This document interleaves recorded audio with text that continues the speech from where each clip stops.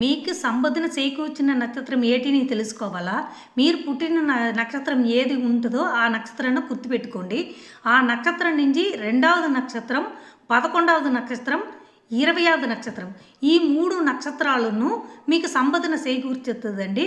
అందుకే మీ నక్షత్రం ఇప్పుడు అశ్విని అని అనుకోండి. అశ్వినికి రెండవది నక్షత్రం ఏది? భరణి. సో మీరు అది కాకుండా మీరు భరణి నక్షత్రం పుట్టారని అనుకోండి.